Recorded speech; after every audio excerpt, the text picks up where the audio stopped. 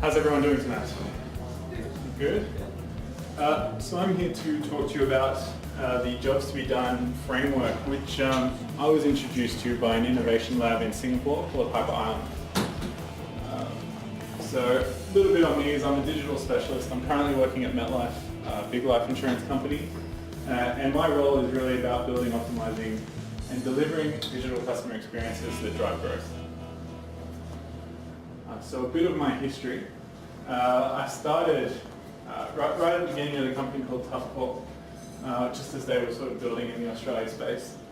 And what they sold was rugged technology, so laptops, phones, the kind of things you could throw on the ground, you can drop in the ocean, kick around, and not going to break. So completely opposite to what your iPhone and Android are like today. And their key markets were military, paramedics, mining industry. So they sold a lot in the B2B space. And I helped them build up a whole bunch of their marketing collateral, as well as launch their website. They didn't have one at the time. And we actually really got to the point where we were starting to generate hundreds of leads a month through their website, which was a great win for their company. Then I moved on to agency side. So on that side, I got to work with some really interesting clients. Orien's a little boutique agency, and there I did some work for Citrix, Google, Spotify, Cisco, and Fairfax, some various departments there. And I think probably the biggest learning that I took from Orient was working for Citrix. We were doing a whole bunch of their campaigns, and we did their email marketing for the entire Asia Pacific region. So we were doing optimizations, but also across 5 different languages, which we didn't speak. We just had translators working for us and trying to figure out optimization as we went. Then I moved to Hollard. Hollard is a life insurance company, and they're now known as Greenstone. But the one you may have heard of is Real Insurance. So the 2 guys selling car insurance, big beards, that's Real Insurance. And while I was there, the key project that I worked on for them was delivering the new responsive Real Insurance website. So at the time, they had a very basic static kind of website. It wasn't really hitting that mobile traffic, and they had a lot of data saying about a third of their traffic was now mobile-based. So we kicked off that project to launch a new Real Insurance website. The whole project took about 6 months. And that was sort of a good first year. And then as a second step, we launched RSPCA Pet Insurance and Choosy as responsive websites. And now currently I'm with MetLife. So MetLife is, you may not have heard of it, it's big in the States. It's not very big here in terms of it doesn't do anything in the consumer space at the moment. Really what we focus in is helping super funds. So all super funds by law have to have a life insurer behind them. Everyone who has super can have life insurance. And we work with several super funds as their life insurance provider. So a lot of the work we do there is actually around creating experiences as a super fund to their members, and we sort of give that to them as a value add for the services we provide. So while I was thinking about the topic to talk about, this is really the statement that kind of landed it for me, and that's competition is really stronger than it's ever been before, and that's really a process of digitization and the internet allowing companies all over the world to compete for the same customer base that we have here. And it's really also a product of the ease in which it's possible to now set up a business. Insurance is still a little tricky, but in many spaces, it's getting easier and easier to start a company, jump online, get yourself a website, and start running a company. So a few months ago, I was in Singapore. I don't know if any of you have been here. Have any of you been to Marina Bay Sands? Yeah, a few people. This place was amazing. I landed in Singapore, and my taxi driver said, "You're a tourist." It's quite obvious. And he goes, "Only place you need to go is Marina Bay Sands. Check that place out. If you only have one place you can make it, that's the place to go." And I was there on work, so I genuinely only had probably a few hours out of the whole trip that I could go anywhere, so I decided to take his advice and I went to this place. And the whole area is, there's a casino on one side and a hotel on the other, and underneath there's this huge shopping center. And the casino hotel area is massively impressive. You walk in, 50-foot ceilings, giant pot plants. Really, the scale seems like it's a building made for giants. You go up this elevator and you've got the infinity pool looking out over the whole city. It's a beautiful location. But it was actually the shops that I found really interesting. So you go downstairs and underneath there's an underground concourse with a glass ceiling. And this is all shopping centres, 3 stories, just wall-to-wall shops. And high fashion, electronics, food, everything and anything you could want. And it was the variety that got me. We've done a whole bunch of work in the last few decades where we've really managed to solve a whole bunch of problems and created a whole bunch of products to solve people's needs. But we've even gone a step further than that now. This shopping centre, and unfortunately you can't see it from this photo because it's actually behind here, but this shopping centre has a river running through the middle of the shops, and there's a gondola. So there are people just floating along the river like it's an everyday thing to be given a little boat ride inside a shopping centre. We're really designing experiences that stand out. So we've solved the problem of there's a whole bunch of products to meet people's needs, but now we're fighting to get the attention of those people. And then recently, a few weeks ago, I went to New Zealand. And again, I saw this store called Pack and Save. And Pack and Save is similar to Costco. It's a warehouse supermarket. But it was interesting looking at the different products they had there because you can buy a bottle of wine in New Zealand and there's a $10 bottle of wine, there's a $50 bottle of wine. But you can also buy wine from Portugal in the exact same store for $10. And they've taken that bottle of wine, they've put it on a ship and they've sent it over and it's still competitive with the local products. And it's getting to a point where being a local producer doesn't necessarily protect you from being disrupted or having competition based overseas.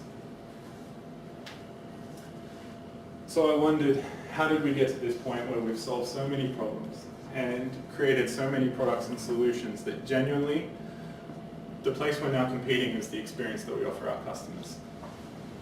That is sort of the new ground, and there's been many talks on that. So I had to do some research. And I thought the best place to start is go back before we were in this situation. So I had a look at how people spent their money in the 1900s. Now you can see 43% of a paycheck was spent just on food, just on the groceries that you needed to buy to feed your family. That's half your paycheck gone. Then you've got another 23% is housing. Actually, these stats are from America, and the majority of the housing back then was actually rental. And then almost 15% on apparel, so another 15% just spent on clothes. Then you have a little bit on healthcare, a little bit on entertainment, and this last section here is your other. That's the money you spend on anything else once you've paid for the bare essentials. So we had a situation where people were spending 85% of their paychecks on the bare essentials. There was no room for anything else. And during this time, more than half the population worked in agriculture. So more than half the population were sourcing this section right here, growing food and distributing food. And life looked a little bit like this. So we have food vendors all bringing in their food by horse and cart, sitting on the side of the road, selling whatever they have for the day and then going home. There was no machinery at this stage helping production. There's no pesticides. Everything's getting ruined within days if it's not purchased. And there's not many shops on the outskirts. There's a couple, but not many. And for the shops that were, most of them were general stores. So you have a store that's selling buckets, it's selling cigarettes, it's also selling canned goods at the back and some cutlery and some plates. They weren't specific, they weren't tailored, they weren't apparel stores or footwear, they were everything. Fast forward to 2003, which is the last statistics I could get from the same article, and suddenly, apparel's 4%. We can now clothe ourselves for a whole lot cheaper. We've solved that problem. You have a variety of options and everything can genuinely be really cheap. And that's really a product of globalization and using cheaper labor. We also have food dropping significantly. So we went from 43% down to 13% just to feed ourselves. And that's a product of machinery and all these solutions we've generated to create this experience where getting food on the table is no longer an expensive problem for us. And then this other section is now 40%. And others actually, selfishly, where financial services falls into play. It's money you spend on the various things that you may or may not need. Recently I saw a USB charger which was shaped as a tap, made out of plastic, just a novelty item. That's the kind of things we can buy now because we've solved all these other problems. I'm not sure we need to have those kind of things, but they exist. And this is genuinely the shopping experience that we've now all become used to. Shopping is indoors, it's air conditioned, all these stores have local goods, overseas goods, it doesn't matter, prices are competitive. And now, this is sort of the growing space, and the next space in retail is online. I'm not going to go into too much detail, this is 2015, so that's why Dick Smith is still on the list. But you'll see even someone like Vino Mofo, who I see constantly in my Facebook feed, a startup, is already at number 19 for 2015. You don't have to start a business and be running it very long to really start making waves in this space. So I wanted to sum it all up in an image, and it's basically, no matter what industry you're in, companies in competition went from the very simple, maybe a few, maybe none, to this. And that's in every industry, more competition is everywhere, and that's just something we have to deal with now as marketers. So we adapted and we changed the way we approach the market.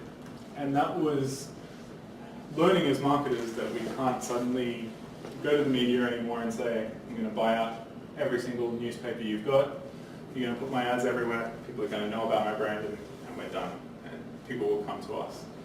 We had to do a whole lot more work to understand these people and develop experiences and personalization to really show that we know them.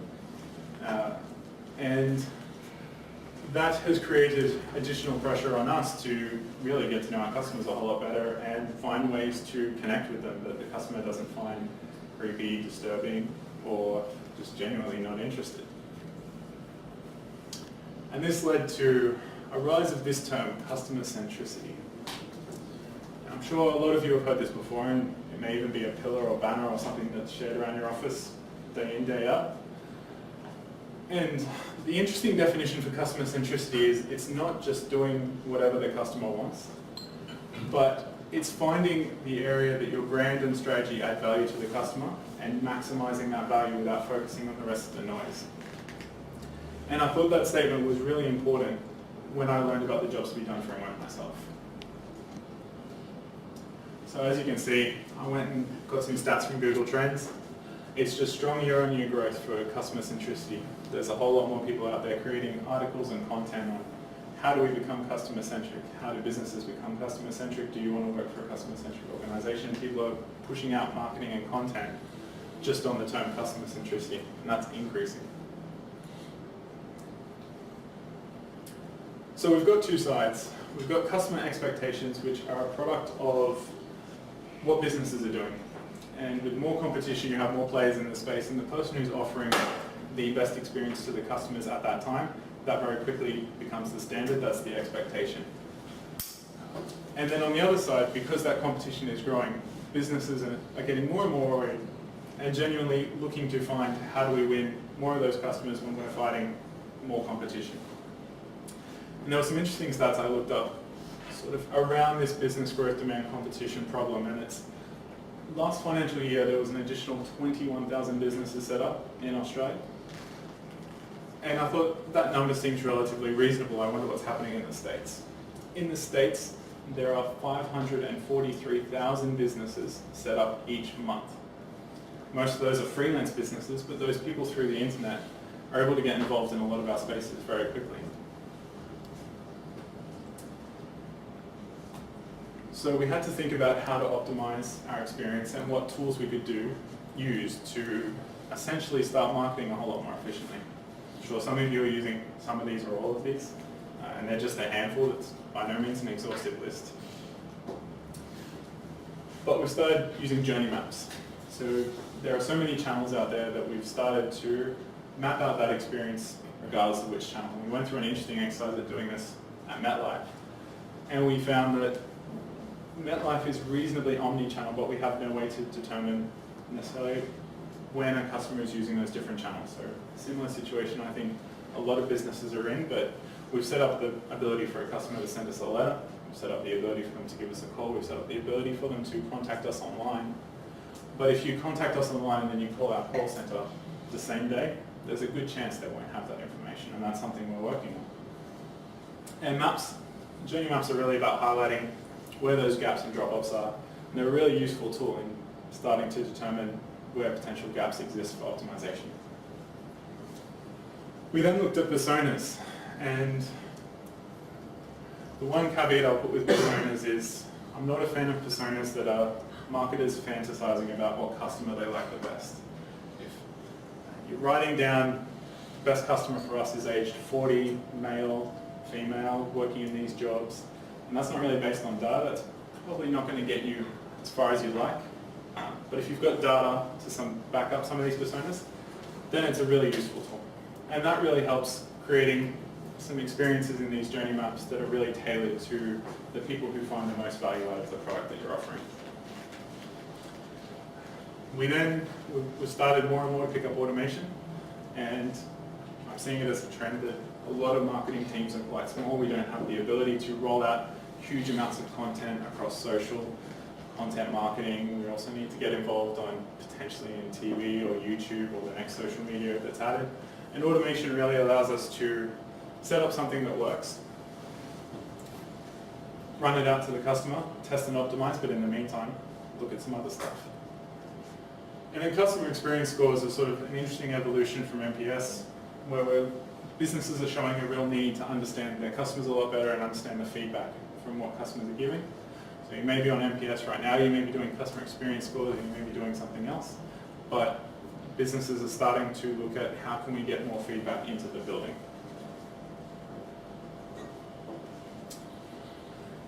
So I wanted to get some statistics on this too.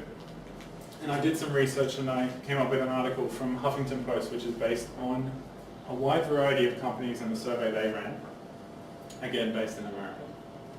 And what they found was a third of companies have undertaken the customer journey map exercise. So still quite a few haven't really decided that this is something that's interesting to them yet. And of that 34%, only 2% of companies have actually reported any success from that journey mapping exercise. So we've got a third of all companies doing this mapping process, but a lot of them still haven't found any success from it. But we then have 13% of customers who are also surveyed saying the customer journey that a business was providing, so 13% of businesses were providing a customer journey that they found satisfactory or in line with their experience. So I think there's a bit of a gap here between the companies that are running customer journey maps and then the customers who are actually saying it works for them. There's a few companies out there that are being a little bit hard on themselves. Customers are saying this actually works and there's a gap there. But here's the bad number right here. 72% of customers said the customer journey missed their needs. So in the end-to-end processes that a lot of businesses are offering their customer, using all those tools, all that new ability, still 2/3, still not quite meeting their customers' needs. So my next thought was, there's increasing pressure, there's more competition, there's more businesses out there, and every one of those businesses is delivering an experience, and the best experience becomes the expectation. So we get to a situation where genuinely, as a company, we need to think about testing and optimizing a whole lot faster. For those of us who are in the number one position, we need to stay there. For those of us who are not number one, we've got to work up to that. And this is where we ran into a problem. So I'm going to stop for a minute and talk about my experience of big organizations and their digital optimization process. So I've worked both sides, on agency and big organization. And for an agency, an optimization is a really simple exercise. You have a client call you up, they say, look, we want to test something out on our website. Here's the idea we have. Can you go away, please, find some images, find some content, go design a landing page, create that experience for us, set up some technology. And we'd set it up. And that process, for genuinely, when you had a good scope, would take 1 to 2 weeks. As an agency, you complete that work, it's done. You take it back to the client, they're happy, they sign it off. And then you wait. And you wait, you keep waiting, and then maybe weeks or months later they get back to you and say, we're ready to go. And when I worked agency side, I never understood this phenomenon of customers taking a whole lot of time to get back to you on what seemed like a simple optimization. But then I was enlightened by a big company. And this is the process. Now, this may not apply 100% to all of you, but I'd imagine many of you have to tick a lot of these boxes. So it starts at the concept meeting. And the concept meeting is by far the most fun. It's a whole bunch of creativity in the room, you're brainstorming, you have a whole bunch of people in the room and you think, all right, we've got our customer journey maps, we have our personas, we understand who our customers are and what they're trying to do. We also understand what we would like them to do, and we can see where the drop-offs are. So we need to do something in this space, and this space. So you start coming up with ideas, and you have a great session, maybe you have 40 ideas, maybe you have 20, but you come up with a list. And then hopefully by the end of that meeting, you've decided as a team, you know what, of these 40 ideas, 5 are interesting. And of those 5, we'll build 2. And we'll test those ideas and then we'll come back to the other 3 and then the rest of the ideas we'll have a look at again. So you get through that process and that process is reasonably easy. And right about this point is where you talk to an agency potentially or you do it in-house. And then the work begins. So I've often seen most of the time this starts with marketing. And what you do is you put together your content, you put together your imagery, and often, in some cases, what I will do is just take a screenshot of the website, jump in Photoshop and change it so it looks like what I'm going to propose as the test. And then I have a conversation with my manager and I say, hi, here is what we're currently offering our customers. Here's what I'd like to offer our customers to 50% of them for a month. Here's why. And here's what kind of result we're hoping for by doing this. Hopefully at that point they say fantastic. Sometimes there's changes, sometimes there's brand things we need to work through. But once you get past that point and you've signed off as a marketing team or as a digital team, you're happy with what you're about to do. Then potentially you may have engaged these people, the dev team a little earlier, your technical team, but then you have a catch up with them and you say, look, here's the promotion, here's the experience, here's the test we'd like to run. Hopefully in some cases your test is really easy, you don't need to engage this team, but if you need new technology built or you need a new page, sometimes these are the people you need to talk to. And this creates another potential barrier because then what you might hear is, that'll take too long, we don't have resources for that. We can do it, but we'd like to do it a slightly different way, or forget about it, what we can give you is not the Ferrari you've shown us, we can give you the Kia. So you go through that process and you end up with something a little bit different, but hopefully you've still been able to sign off and move forward. So then you have them on board and they tell you, come back to us in 3 weeks, we'll have something ready for you. The next conversation that I see frequently happen in big companies, and it's a challenge, and I'm not sure one we've solved yet, is the business intel. So you have to determine how you're going to pick a winner. How did you succeed? And if you're just looking at, we want more email signups and it's in our email marketing tool, it's really simple, fantastic. But a lot of the cases, optimizations you'll be doing will be around the bottom line, the dollar value. Did you increase revenue? And there's an interesting problem that we experienced back when I was working at Greenstone. And it was a challenge that we slowly had to work through where our head of analytics would walk into a meeting and he'd say, look, we've done the tracking, here's what we think how many sales we've made this month on a particular product. And our business intelligence team would go, okay, that's interesting, how did you come up with that number? Because all these systems are offline, the business intel team has the source of truth. They have the offline database with the system saying, here's how many sales we have, here's how many customers we have. But for various reasons, online analytics never quite matches up. So that can be a product of the customer having technology or selecting they don't want to be tracked. It can be a product of the wrong version of JavaScript, or potentially your tagging system was offline for a moment. But it creates this situation where you need to have a conversation potentially about what's the source of truth and how are we going to figure it out, because analytics is really easy to determine who won an A/B test. But business intel, sometimes it can be a challenge to make sure that that piece of money actually came from that experience that we're running online. So hopefully you solve that problem. And after you solve that problem the first time, it usually gets quite a bit easier. Then there's the final conversation, usually before you plan your launch. And all of these items are all internal. So it's all about signing off. You've got the people to do it, you've got the will, everyone's on board. Legal and compliance is usually your next stop. And in the finance industry, legal and compliance is very important, and genuinely they've got a lot to cover off because there's requirements from external parties as well as the internal parties, as well as how your product has been framed up. But your legal and compliance look through all your changes and go, yes, you're still in line with our terms and conditions, our privacy policy, our product information, and our promise to the customer. And sometimes they can be pushed back there, and then you have to go back and rework your solution a little bit, and eventually you end up at launch planning, and you finally have an A/B test that is ready to go live. Now it goes back to your marketing team. The only challenge here is that sometimes this process can take longer or less time than you think. And in that time, something could have changed. Maybe your website's got a new patch and the A/B test is a little bit more difficult to run and there's changes. Maybe you're running a campaign and you can't run a test right now because it wouldn't affect the results. And you have that conversation again and make sure the world hasn't changed while you've been signing off this A/B test.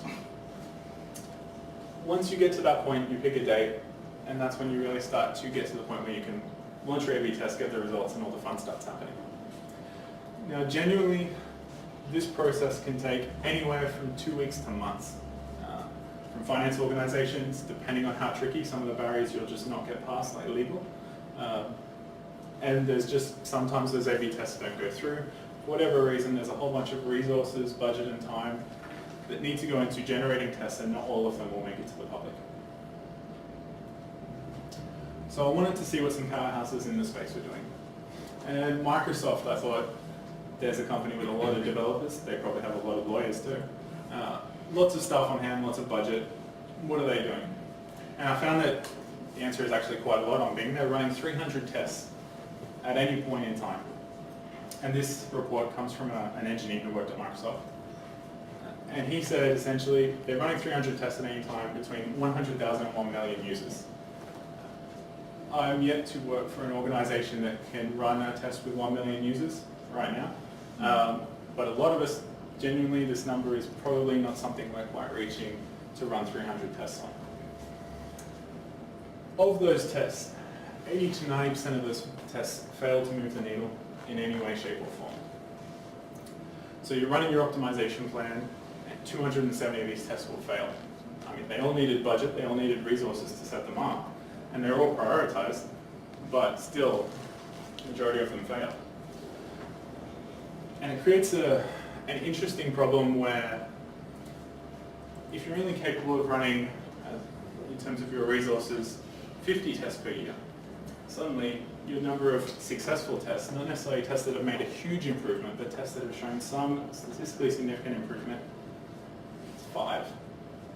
Now, when you have KPIs attached to your optimization rate and you've got goals to achieve for your website, 5 successful tests may not cut it. So I had a look at another website, AppSumo. And AppSumo is similar to Groupon. They offer coupons to groups for a limited amount of time and purely digital business. Now, the director there mentioned that only 1 out of 8 of their A/B tests drive any significant change. That being said, they reported that through A/B testing, they're able to increase email sign-up by 5 times and double their revenue. It's genuinely very valuable, but it's a problem and a challenge that you've got to work through when the majority of the tests that you're running aren't going to move the needle, and you're dealing with a process that can take this much time and look something like this.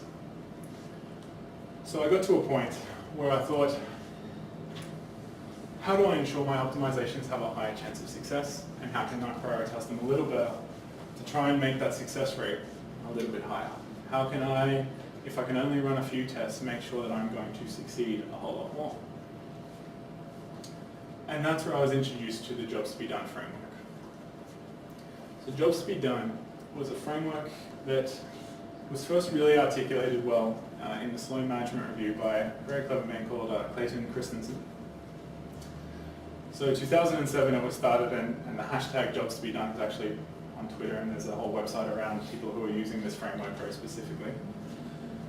And he created the framework because he noticed a few challenges with the way people were operating in terms of trying to innovate and trying to test and optimize.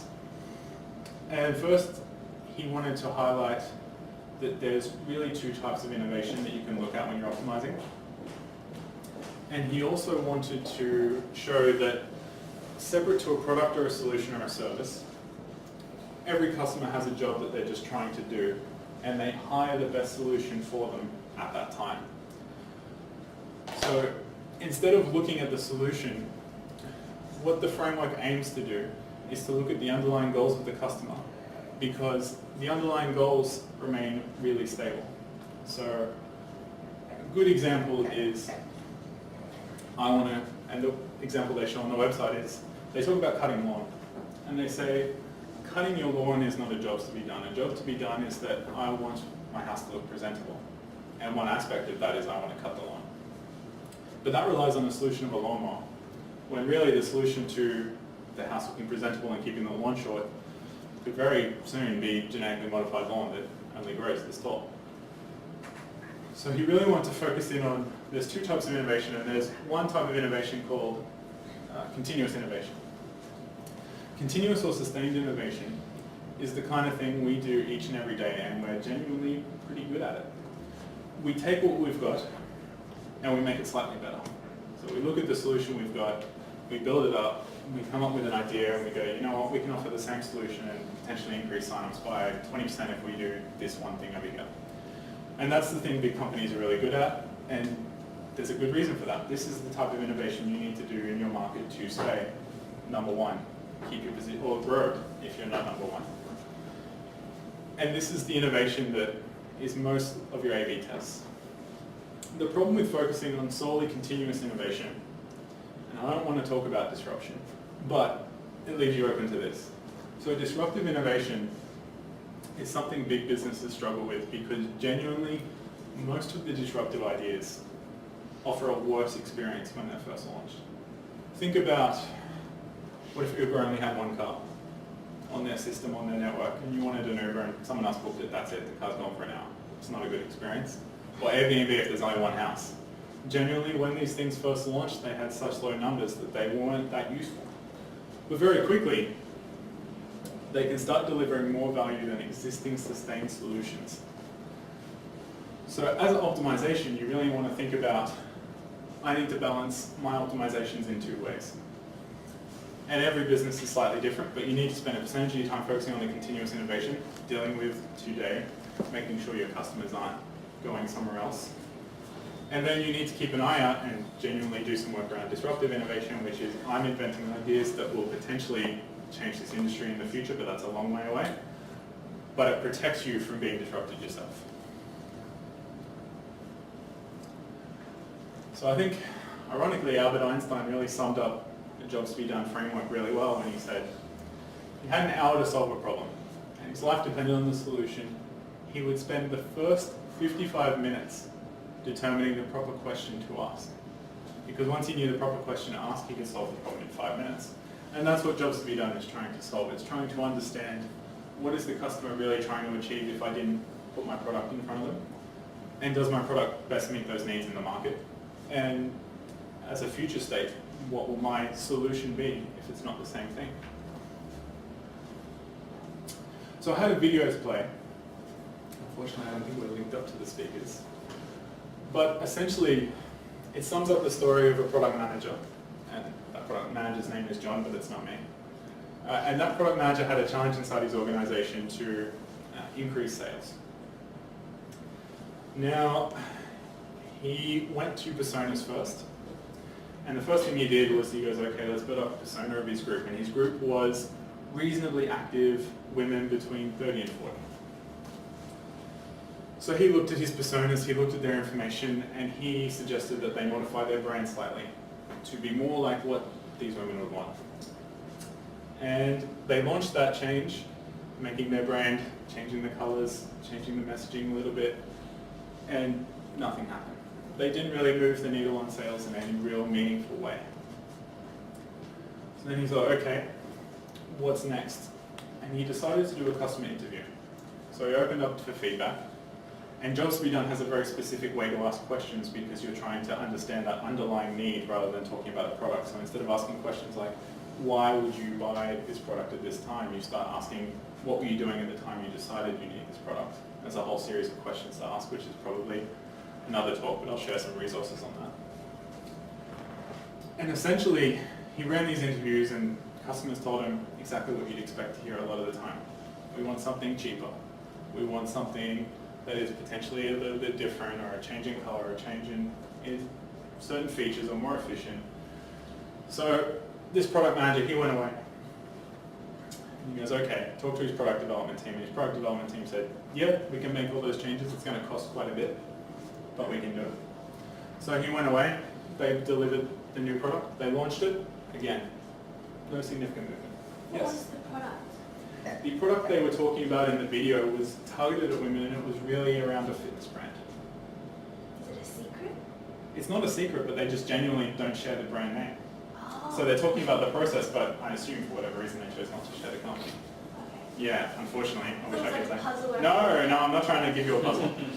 It's they talk about it in hypotheticals, I guess, because they're giving away brand information around process. Right. So then, that is when Jon mentions in the video that he understood the jobs to be done methodology. He found it. He went and asked the same. He interviewed the same customers, but this time using the jobs to be done methodology. And the jobs to be done methodology focuses on 3 buckets for your customers. Whenever they're trying to solve a job, there's 3 things you need to address. There's a functional need, which is the logical side of your brain. It is, I want it to be cheap. I want it to be easy to access. Those kind of thoughts. There's an emotional need, which is, I want to feel confident. I want to feel pride. And genuinely those feelings you experience when you're consuming the product or service. And then there's the social aspect, which is really starting to increase now due to social media. And that is, how will I be perceived for using that solution? And I think a really great example of the growing industries growing on a social need basis would be sort of the organic food industry. So people love telling other people that they eat organic food, or they like showing off those brands and generally being part of that tribe. That's something they like doing, and there's functional reasons for doing that too. You want to be more healthy. But that growth is starting to really be fueled by social media, because all of a sudden you've done something and you tell 100 of your friends, they tell 100 of their friends, and before you know it, it's gone. So he ran this framework and he came up with some changes, and I'll share the video after this talk and through the group. But he came up with a solution that was actually able to move the needle after using this interview framework. So really high level, jobs to be done is 3 main things. It's the reasoning behind the job, and that's really the underlying goal that the customer is trying to achieve if you didn't put a product in front of them. It's the emotions or feelings that they have before, during, and after a job. And then it's what customers have done in the past to solve this problem before we had our new product. It's not customer personas. It doesn't measure any kind of success for your launch. So it is a tool or framework to improve your optimization, but you still need metrics to understand how that improvement scaled. And it's not just the standard customer interview. There's some very specific ways to ask those questions. And if you're interested in learning more about the question framework, if you search Hyper Island, jobs to be done cards on Kickstarter, the person who introduced me to this concept has created flashcards to sort of show you the different questions and the underlying reason for asking them. So every person has these 3 main goals: your functional need, your social need, and your emotional need. And that's for the job to be done, not necessarily for the product itself. So the functional need for us in the insurance industry is, I want the correct level of insurance for me. I want to know that I've got the right number. I want to know that I can claim. I want to know that it's there when I need it. The emotional need, and it's a tricky one for insurance, is essentially wanting to ensure that the customer feels safe and protected. Now, I've had the opportunity a few times while I was in the industry to listen in to some of those training phone calls. So when you're on a customer call center thing and they say, we're recording some of these for training, they do, and they share them with the marketing team. And what we can do when we hear some of those calls, when they accept the training message, you can hear some customers when they purchase a product and they still have anxiety in their voice, even after they've purchased it. So the salesperson has gone on the phone, has explained the product in great detail, has outlined a whole bunch of benefits and why it's the right time, and potentially spoken to their spouse or someone else. And they've come back and they've purchased the product, but you can hear it almost all the time in a phone call.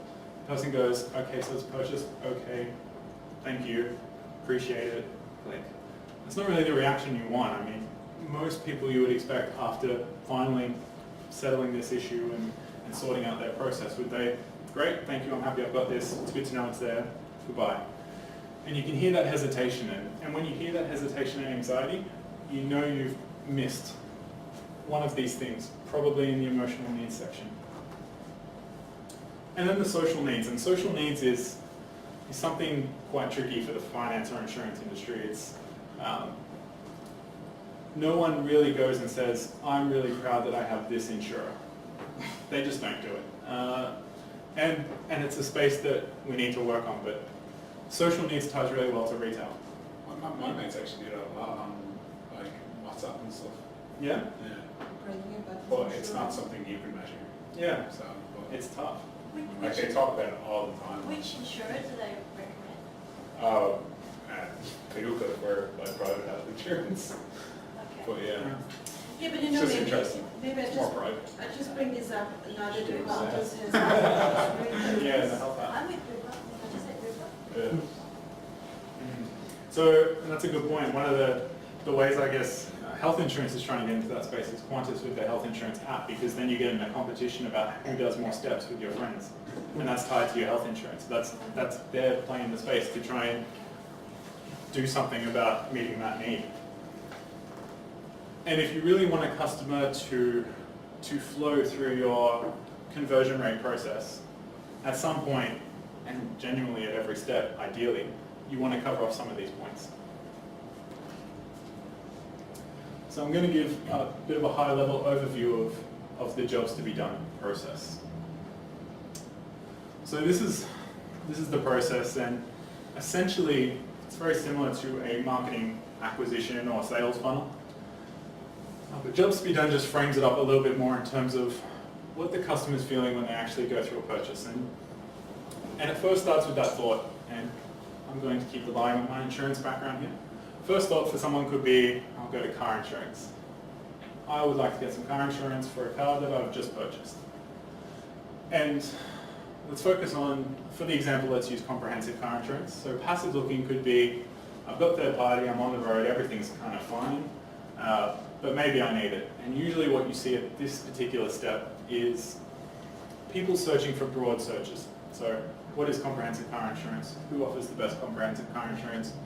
What are the benefits of having car insurance? They're actually learning about the solution. They've already got their job to be done, but they're learning about the solution that is out there. Then you have some kind of event or trigger, because most people don't go past the passive looking. They passively look and then they get distracted by Facebook. Some great videos on that. And you hit your event or trigger. And that event or trigger could be driven by the company itself, or it could have been driven by external factors. So it could be, I just drove past an accident, I really need to think about comprehensive insurance.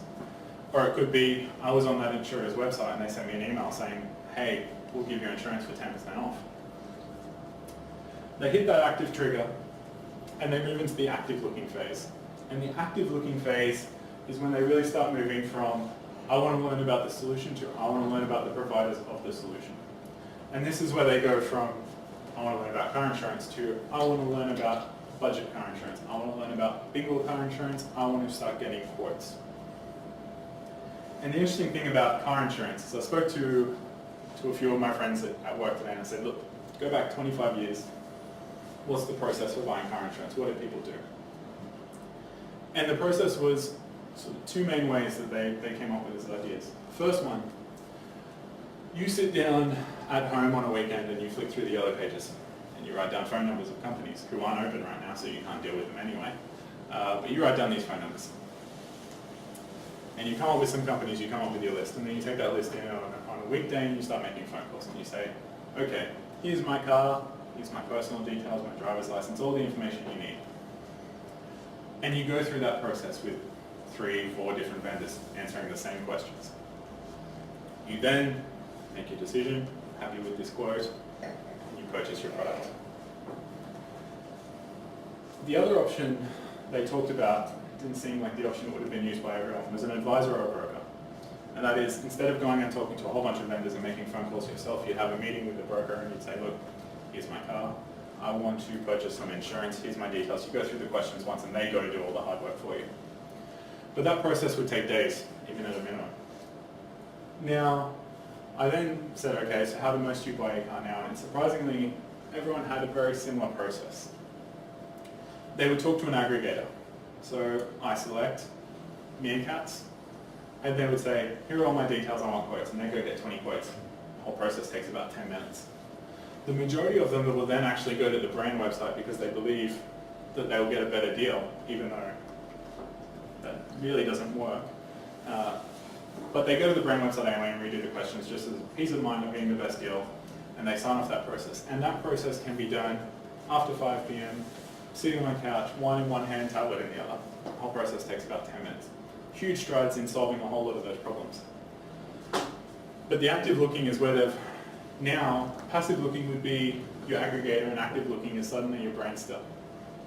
And even this is not necessarily the point where you can get the person to purchase. So then there's another event or trigger. Now in insurance, there's a call center stat that they like to look at where they have conversion rate optimizations if they call a customer within a minute of you completing a form on the website saying you'd like a call. They try to call you within a minute because they know the first thing you're going to do is go to another brand and start getting other quotes. Then we have conversion rates for 3 minutes, 5 minutes, and some of them even go, okay, what does it look like a day? And the numbers drop significantly in how many people you're able to sell insurance if you take more than 3 minutes to call them. So those are the numbers they target. Then you hit this decision point. You've hit your trigger, and that could have been a phone call. It could have been seeing another accident. It could have been someone emailed you a special deal. And you make a decision about which brand you want to buy. And at this point, you need to feel confident that all your needs have been met. After you decide, you go through the purchase phase, and at that point, your key goal from a process point of view is just reaffirming that, yes, you picked the right product. In some cases, when you hear that hesitation from the customer, there's a need missing, or they haven't felt that reaffirmation that, yes, I've purchased the right solution, I've done the right thing. And then jobs to be done actually ends on consuming. And the reason they've done that is because while once we get purchased from a marketing acquisition or sales funnel point of view, acquisition, we're done. Jobs to be done adds consuming because if a customer doesn't genuinely use your product or service, there's a good chance they're not going to come back and purchase it again if they didn't consume it and actually be satisfied with the product or service you've offered them. So that is the overall framework of a jobs to be done process, and it's beyond sales. So Christensen actually does a talk on this, and I'm happy to show that video too, where he discusses a process being used for a company trying to sell more milkshakes. And I can't give you this company either, I'm sorry. But essentially what they said was the company decided that milkshakes were a really profitable item for them to sell. As a company, they wanted to sell more milkshakes. So they spoke to their marketing team and they came up with a campaign around milkshakes. And they put up billboards and they put up new branding around their milkshakes. They offered special deals. And they launched that and ran it for 3 months, and then they looked at the results and they found that they hadn't really increased sales that much. They paid for the campaign, but they really hadn't grown it like they were hoping to. So Christensen actually sent one of his fellow researchers, and he went to this company and he decided he was going to use this new framework that they've been working on. So he spent the first day sitting in the restaurant, and he just took notes of every person as they came in. They purchased their milkshake. Who were they? What time did they purchase the milkshake? Did they drink the milkshake right there and then? Did they leave? And tried to build this profile. And then he went away and he looked at some sales data as well. And what he found was that 40% of customers were purchasing milkshakes in the morning. So I found this odd when I was hearing the same story at Harbour Island. Don't know about any of you, but I'm not racing to buy a chocolate milkshake first thing in the morning for breakfast. And he hit this 40%. So he decided, okay, he went back to the restaurant again, and this time when people purchased the milkshake and they left, he asked them some questions. And he said, what were you trying to achieve? What were you trying to achieve? And he took them through a quick interview process. What job were you trying to do with that milkshake? And there's an interesting point that he captured was that most of these people were taking their milkshake and leaving. They looked to be commuters heading on to work. So he ran through this interview process. And I'm just curious, we've got a lot of marketing knowledge and a lot of business knowledge in the room. Why do you think they purchased the milkshakes that early in the morning? Hungover. Hungover? Yeah. I reckon it's the hangover cure. You Anyone else? didn't have breakfast. Didn't have breakfast? Okay. For the commute. For the commute. For the commute. Yeah. You've got I've it. seen the video, so. You've seen the video. What is spoiled? Genuinely, It's horrible. a whole 40% of people buying milkshakes. It. Yeah, 40% of people buying milkshakes were buying milkshakes because they were going to be bored, sitting in a car for hours, potentially. You think about going on the M2, sitting on the M2 for an hour. They had breakfast, but what they realized was that they were going to be hungry by lunchtime. Before lunchtime, they thought they were going to be hungry sort of within an hour of being at work. And the milkshake served two purposes. It was something to do while I'm stuck in the car. And it was a second case of,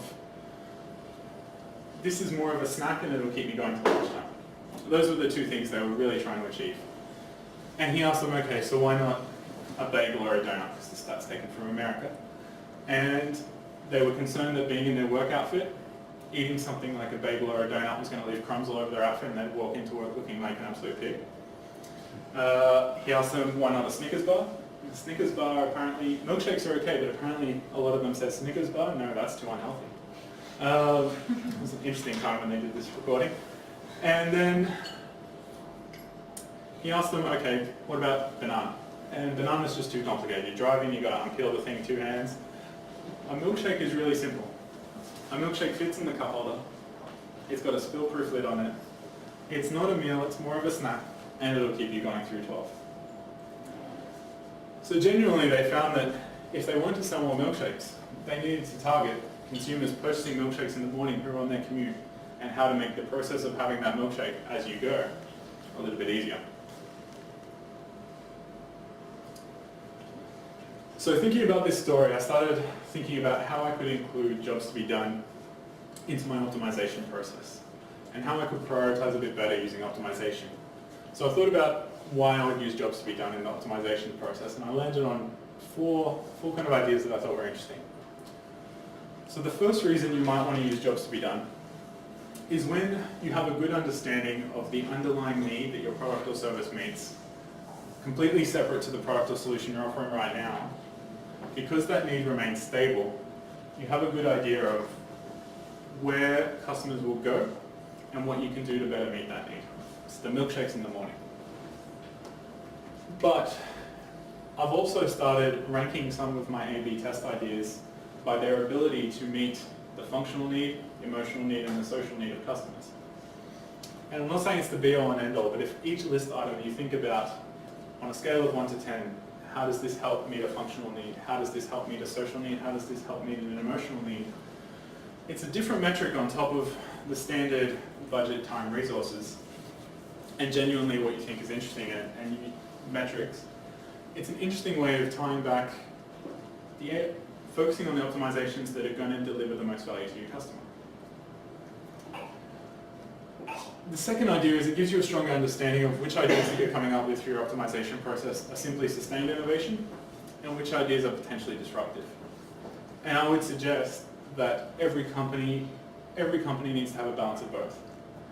You need to do sustained innovation, you need to grow in the market, you need to compete with the people who are offering similar solutions to you, and you need to deliver results.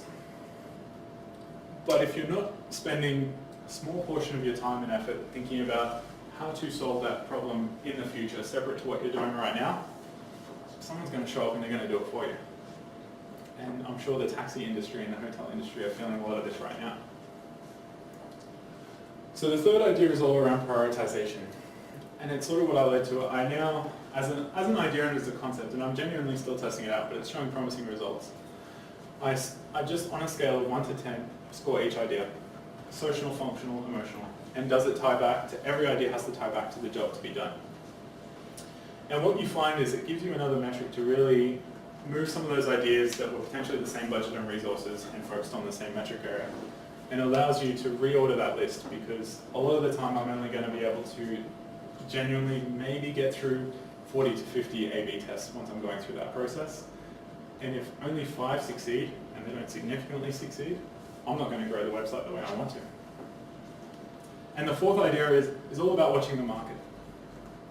So if you understand the job to be done, you're better able to identify new competitors in your space who are delivering a potentially better solution than you, potentially disruptive solution. And you can see the competitors who are competing with you on a sustained basis.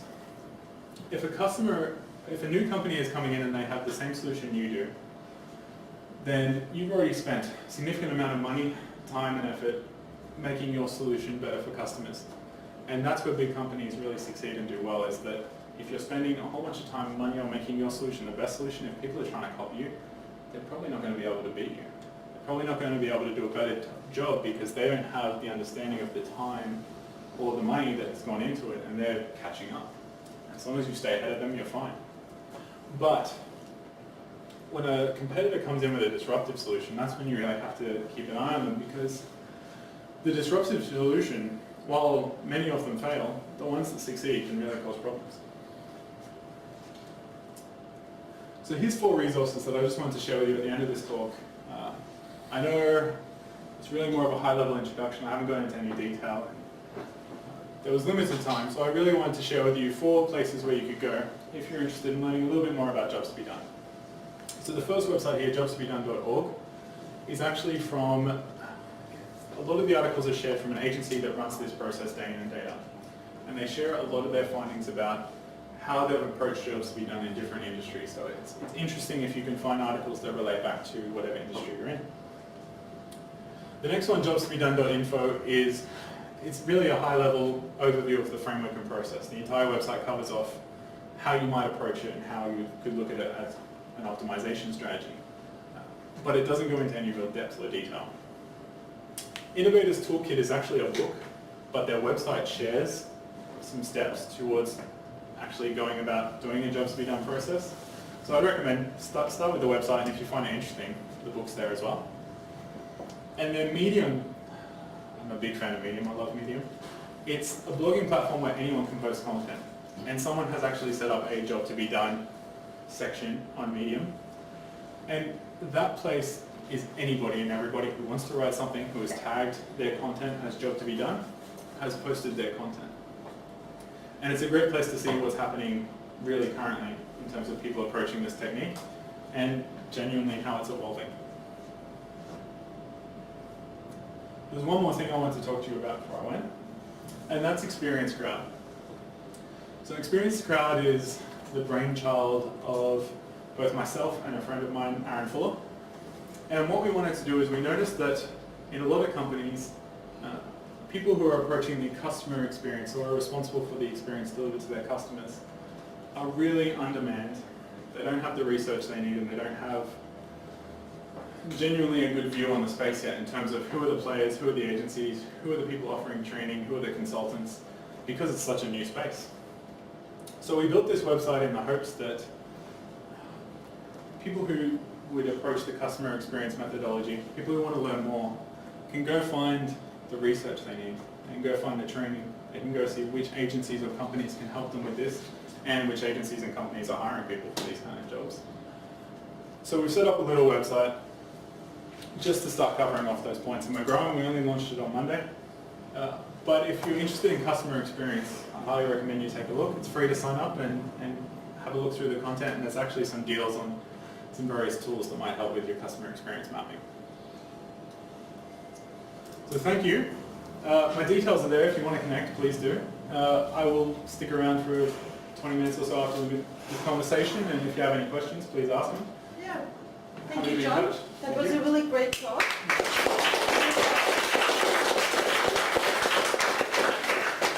So does anyone have any questions? I found it really interesting.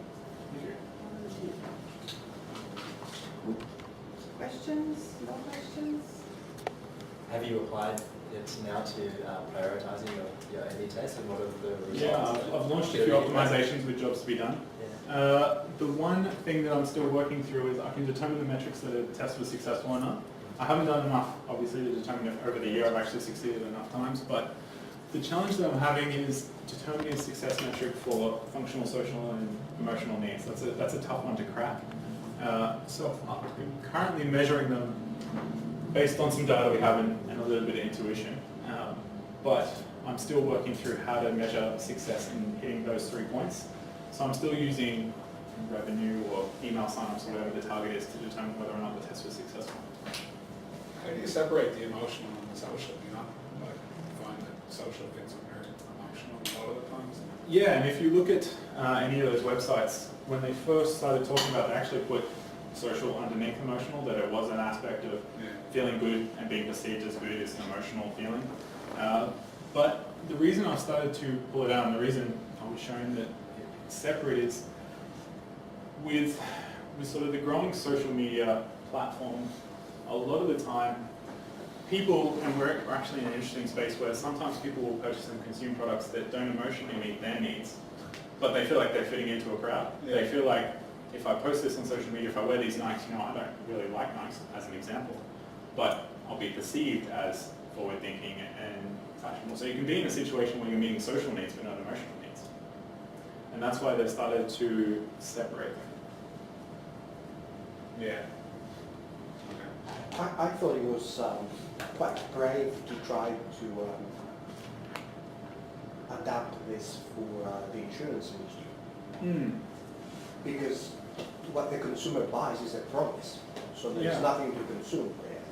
Yeah. So effectively what you buy is some certainty that the brand is going to be there 30 years later and in a position to deliver something.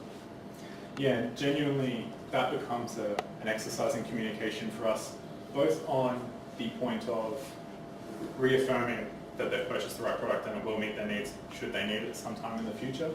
But we're doing a lot of work also to be a bit more involved throughout that person's life or throughout that extended time that they've purchased the product. Because we've been in a situation, I think, where we can communicate a few times a year, and that's maybe all you hear from your insurance company. And we want to get to the point where we don't want to overload the customer because they don't want to hear from us every month, but we just want to be a little bit more present to say, look, we are here, you've got the right product. Has anything changed with you? Have you got a new mortgage? Have you suddenly gotten married? Do you have children now? Because you may need to adjust your product, but we're here, we're ready as soon as you want to take some action. That's a lot of the work we're doing around the social and emotional need. Yeah, it's just referring to the functional bit, which is another in classic terms is just a total failure if you think about it. Yeah, and big companies, they genuinely have that problem of we have customers to be accountable to, so we can't fail fast. We can't go off and try some idea because you can't fail fast on a life insurance product. It's just not okay, it's not acceptable. So we have to find ways to optimize, but we have to be very careful about the way we optimize because functionally we always have to check that box. Though the banks are doing a pretty good job of failing fast. Yeah, they are. And the challenge with, I think, life insurance is that because you buy that product and then potentially you don't need it for 30 years, even if you do come up with a new concept, it'll be years before you have any data to really show that, yes, this was successful. How do you uncover the emotional needs? Can you go into a bit more details for your company and the social social needs? It's an interesting point on how you ask the questions when you're interviewing customers. So at the start of this process, before you potentially go and optimize something, is you go talk to some customers that align with where you think you deliver the most value. And it's very much about asking what their previous solutions to the problems were and finding out the gaps that the previous solution had and where your product sort of is starting to meet those needs. And it's really about getting them to, really all the questions are designed around storytelling. So you want them to talk about what they were doing and how they were feeling and what was the process they went through when they purchased the product. Because when they start storytelling, and you listen carefully, and it's good to have a recording or someone else writing notes, they start to really get emotive with their language. It's like for example, the milkshake. I was really frustrated. I was feeling hungry. I was about to have this problem, and then I saw a drive-through, and suddenly I had a little bit of relief. And you can start writing down those ideas, and it's just about how do you emphasize positive emotion throughout that journey. But I really recommend, if you're interested in learning a little bit more about how to get out that information, the cards that are shared by Harbour Island on Kickstarter, they actually do a really good job of saying, like, these are the questions you would ask, and here's why, and here's the questions you shouldn't ask, because they'll give out the same information of any customer interview. Do you find that information you get back, like from asking like a static survey, SurveyMonkey, as opposed to talking to someone on the phone, is a lot different in terms of analysing your material, or do you find? Definitely. Yeah. So actually, because I'm so interested in marketing, I actually sign up to some market research companies just to see how the approach is taken. And often the case when we run our surveys and when generally I experience surveys, when I get given a SurveyMonkey, I give the minimum amount of information to get through that field. So if you tell me you need 100 characters, you're not getting 300 characters or a story, you're getting the product is good, or it's good for quantitative metrics, but the problem with SurveyMonkey is it doesn't give you the opportunity to ask why. So when someone tells you this product is fantastic, you can't dive into what were you doing when you bought that product, why did you do it, because people will give really short answers. They're rushed, they're on their mobile phone, they're just typing in the quickest thing they can think of. Whereas really what you want them to do is sort of stop being distracted and really start thinking, okay, where was I when this was a problem? What was I doing? What was going on? Do you find things like Net Promoter Scores aren't very relevant in that sense? Because it's very, as you said, like the minimal amount of information a lot of the time. Yeah, I mean, I would say Net Promoter Scores are an indicator, so I would still have them over not having them. But all they've told you at the end is, perception-wise, where have you landed? And there's some challenges because I think the average in the financial services industry is actually a negative Net Promoter Score. So everyone is unhappy, and if you are slightly less unhappy, then it's a win. But It's true. yeah, it's a challenge you've got to work through because genuinely finance is a tough space, and people just, that's the standard. But I would still use those MPSs because MPS is a really good way of notifying you that there's a problem. So if you're benchmarking at 20 and all of a sudden you've gone to 0, you know something's happened and you can look back at your campaigns and go, okay, something's a problem. Or potentially we've annoyed a group of customers and we need to go address something. And it just helps you triage solutions and it gives you some warning that that's happening. A question about innovators dilemma. So I've heard of the framework before, and it's about sustaining versus disruptive. So to me, previous to this conversation, I thought optimization is always in the realm of sustaining. Are you saying that optimization can be disruptive? It can be. So think about a disruptive optimization as, I mean, there could be a lot of ways to do it. It could be entering a completely new channel with a whole new proposition or a new product. It could be changing the entire way your company uses messaging. That's not sustained if you change your entire brand position and your content as a test. That would be a disruptive idea. You're not taking what you have and moving a little bit forward, you're completely going somewhere else with it. And startups do that a lot. They call it pivoting. So they can go from one thing to another thing and completely change their business model overnight. I think it was it Instagram that started with, before they landed on photos, they were actually looking at, we want to be like a reporting service and all these kind of things, and they were parking all these features in there. Twitter?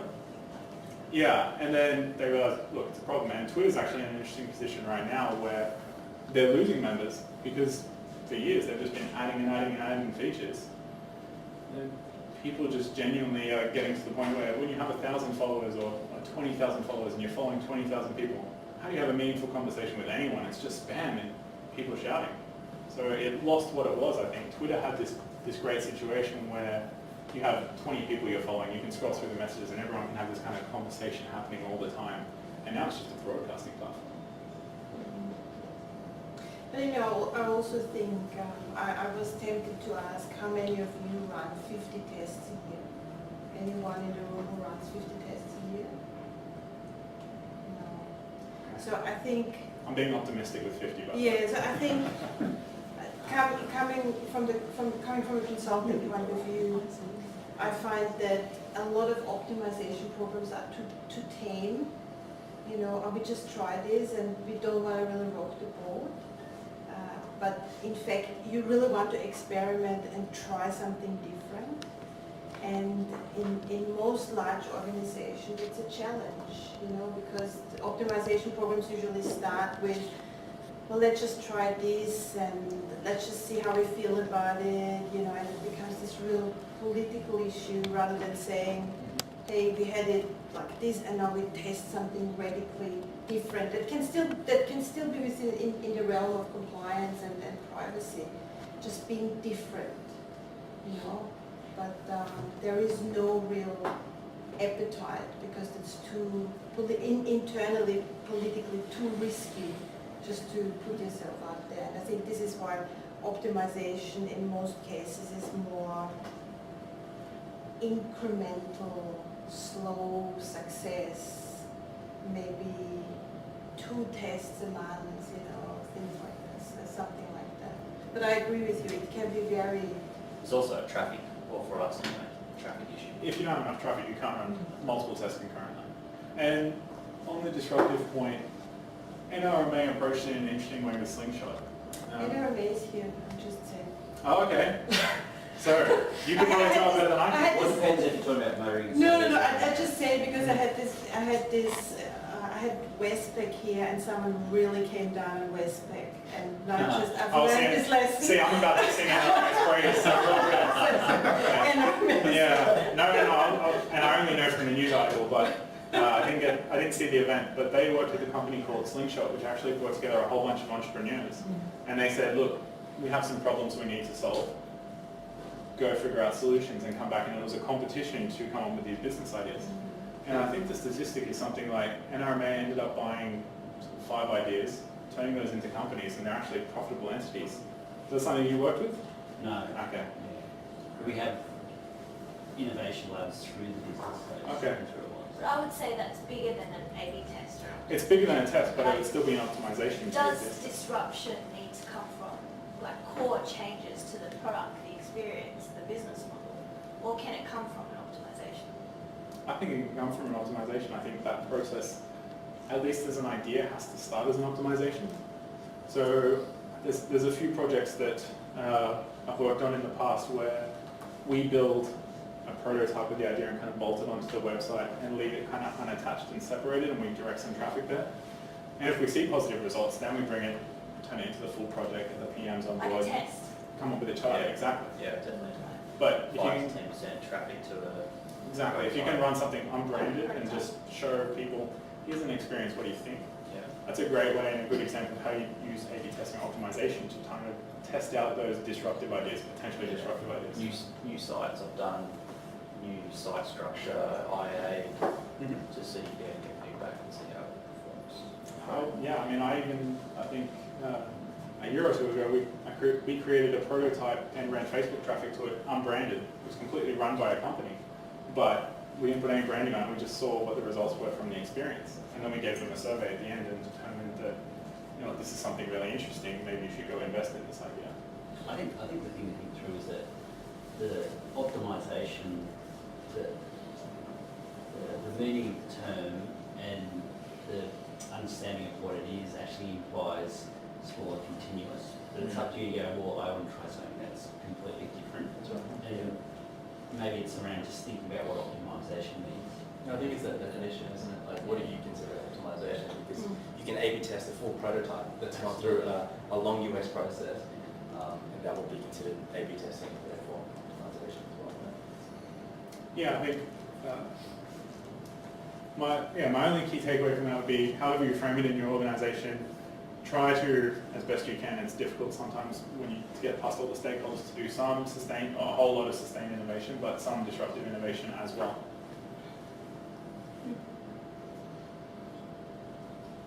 I have a question on this disruptive tests and experiences, because like you were saying, initially a disruptive test may not appeal to your main segment. Yep. But often those are the blue ocean innovations that you can uncover. So how do you determine that it is a success and that it has some legs, and given time there'll be adoption in the long run? Yeah. My experience of that in big companies is that depending on how long you've been with that company, you spend a whole lot of time and genuinely sustained innovation, earning a whole bunch of trust. And then with that whole bunch of trust, you ask for a tiny amount of budget. Comparatively to anything you say, look, this is not going to be branded, it won't be necessarily through approved vendors or anything else, it's just going to live up on the side. I'm going to test this idea as a concept, and I'm going to show up with a PowerPoint in 3 weeks' time and tell you how I did. And it's difficult. It's difficult to have that first conversation. You need to build up a lot of trust with your stakeholders. But what I find is probably the best way to succeed is that when these companies are coming up with the ideas as a business that they want to do, without necessarily validating those ideas with the customer, just saying, look, as a business, we think these 3 initiatives are kind of interesting. We want to invest in that. When those projects come up, be the person to put up your hand and go, you know what, I've got an idea to achieve that same thing, but it's a bit left of field. I know our brand's really important. I need to protect that. So what I want to suggest is that you've got a big chunk of budget there. Let me take a little bit of the budget from the initial phase. Small budget, I'll go find an agency who is willing to do something really quick. So in the past, I've dealt with agencies and I'm told them, I don't want any back-end code, I don't want any branding, make it bootstrap, whatever it takes to make this really simple and cheap. And genuinely create this and then go spend $500 on Facebook advertising and push a whole bunch of people to it that are in this kind of demographic. And what you're able to do with that is say, look, at the end of this, we actually took them through a process, and then at the end we asked some questions and gave a star rating. And it was really simple, like, did you find this useful? And then how likely would you be to purchase something or do something based on this process? And we got the star rating, and the star rating showed from that test that we had an average of, I think, of about 3 or 4 as a star out of 5. People saying, you know what, this is something I'd be interested in as a solution. Because once you have that little bit of data, that's when you can go back to the business and go, you know what, double my tiny budget and I'll make the next iteration of this, which is a little bit closer. I'll go do some more testing, some validating, go do some more tests, and then you go back to them one more time and you go, for a little bit more, we can put our brand on it and actually do the sign-off, do the whole legal process and go through those steps. But you've gotten the stakeholders to the point where they're thinking, you know what, if we do this and if the results hold, the revenue return is going to be X, or the goal achieved is going to be X customer experience, whatever your outcome is. You show them that, look, it can happen if we potentially do this, and that's when you get a much more receptive audience. But it takes a lot of trust. That first step is the tough one. Yeah. Yeah. It's a lot more difficult for bigger organizations to do it, because there's a lot more at stake. Yeah, I guess it's about how do you create that test, that prototype, that minimum viable product, get enough money to say this is worth pursuing a little bit more.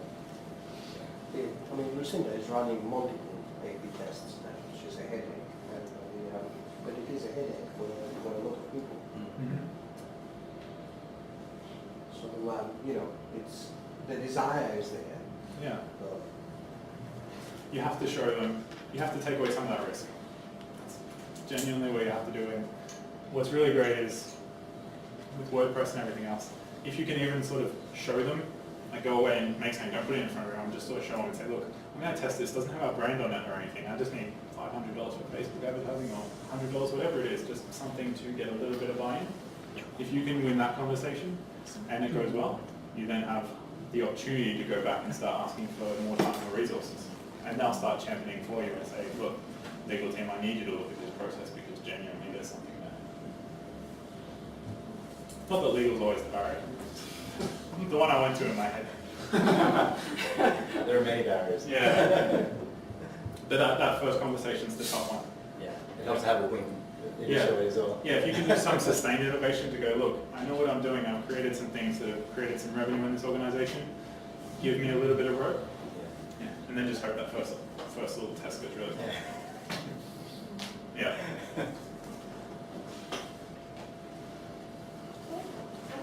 Well, if any of you think of any other questions, connect with me on LinkedIn, send a message. Happy to keep chatting. Presentation will be on CRO PROS. We've also recorded it, so it will be a video. Yeah, and I'll share the video that we didn't play tonight.